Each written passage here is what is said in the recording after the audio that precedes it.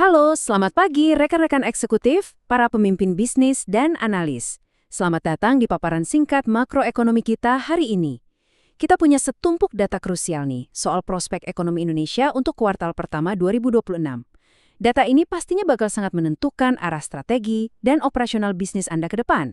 Sebagai pengambil keputusan, Anda pasti butuh fakta dan analisis yang tajam langsung ke intinya. Jadi, mari kita mulai.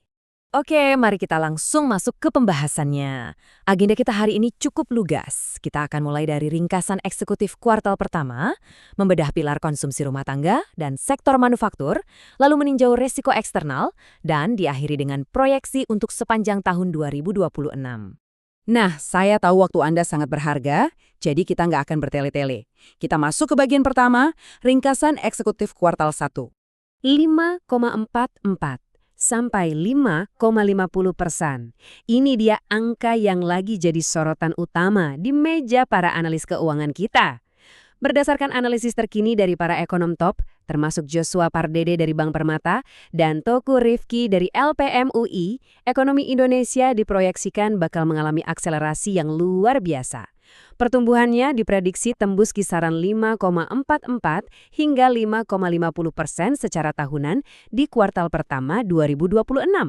Ini bukan sekedar angka di atas kertas ya, ini benar-benar indikasi momentum ekonomi yang sangat kuat dan menjanjikan banget buat mengawali kalender bisnis tahun ini. Tentu saja, sebagai pemimpin strategis, Anda pasti mikir, dari mana sih asal lonjakan angka ini? Mari kita beralih ke bagian kedua, pilar konsumsi rumah tangga dan membedah fondasi struktural yang mendorong tren super positif ini dari sisi permintaan. Coba perhatikan proporsi ini. Ini mengilustrasikan realitas inti dari anatomi ekonomi kita. Konsumsi rumah tangga itu adalah pilar penyangga absolut bagi perekonomian nasional. Sektor ini konsisten menyumbang lebih dari 50% terhadap total PDB kita. Artinya apa? Sederhana saja. Apapun yang bisa memicu lonjakan belanja masyarakat secara masif di sektor ini bakal secara otomatis dan langsung mendorong indikator ekonomi nasional kita ke arah yang sangat positif. Nah, yang bikin ini benar-benar menarik adalah adanya fenomena kalender yang sangat langka di kuartal ini. Ekonom Wijayanto Samirin dari Universitas Paramadina menyoroti tajam faktor musiman ini.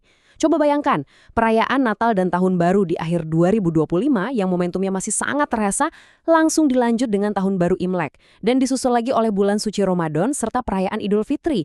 Semuanya menumpuk, memadat di dalam satu kuartal yang sama. Efeknya, wah luar biasa. Kita melihat ledakan perputaran uang dan belanja besar-besaran untuk makanan, pakaian, transportasi, sampai lonjakan tingkat hunian akomodasi. Ini benar-benar sebuah kejutan permintaan yang sangat masif. Tapi tunggu, ceritanya belum selesai. Meski konsumsi itu rajanya, ada beberapa akselerator krusial lain yang ngasih dorongan kuat. Pemerintah terpantau mulai mempercepat pencairan belanja sosial dan proyek infrastruktur. Ini hal yang sangat positif, apalagi mengingat komponen ini sempat kontraksi di periode yang sama tahun lalu. Ditambah lagi, percepatan investasi strategis di program hilirisasi industri dan kucuran belanja modal dari berbagai BUMN terus memompa likuiditas besar ke pasar. Sinergi inilah yang akhirnya menciptakan angka pertumbuhan fantastis di atas 5,4% tadi. Oke, setelah kita bahas sisi permintaan yang melimpah ruah tadi, sekarang kita beralih ke sisi penawaran di bagian ketiga, mesin pertumbuhan manufaktur. Logikanya sebenarnya sangat lugas. Ketika sisi permintaan konsumen meledak tanpa preseden seperti yang baru kita bahas, pasar butuh suplai yang setara. Harus ada sektor yang merespons dengan cepat untuk memproduksi dan mendistribusikan barang-barang tersebut kan? Nah, disinilah sektor manufaktur harus turun tangan, dipaksa untuk menggenjot kapasitas mesin produksi mereka secara agresif hingga batas maksimal. Seperti yang dikatakan ekonom LPM UI, Teuku Rifki, sektor manufaktur masih menjadi mesin utama pertumbuhan dari sisi produksi. Kutipan ini secara pas merangkum dinamika tersebut. Manufaktur adalah tulang punggung dari sisi produksi kita.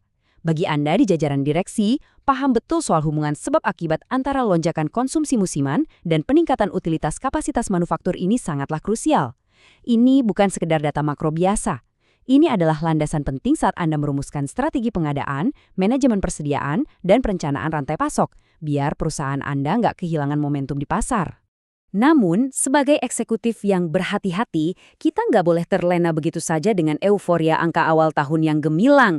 Strategi bisnis yang tangguh menuntut kewaspadaan terhadap apa yang mengintai di depan. Mari kita beralih ke bagian keempat, risiko dan tantangan eksternal. Jadi poin krusialnya di sini adalah adanya kontras struktural yang harus benar-benar Anda antisipasi. Di satu sisi, kita punya optimisme luar biasa di kuartal pertama berkat perayaan musiman. Tapi di sisi lain, prospek menuju akhir tahun justru menunjukkan pola yang cenderung mendatar atau melandai. Kenapa bisa begitu? Karena begitu efek stimulan musiman tadi mereda, ekonomi kita bakal kembali berhadapan dengan realitas fundamental dan serangkaian resiko eksternal yang sangat nyata. Mari kita bedah apa saja hambatannya secara saksama. Pertama, para ekonom memperingatkan bahwa tanpa adanya efek hari raya, daya beli masyarakat secara fundamental sebenarnya belum sepenuhnya pulih. Kedua, kita terus dibayangi tren kenaikan harga energi global.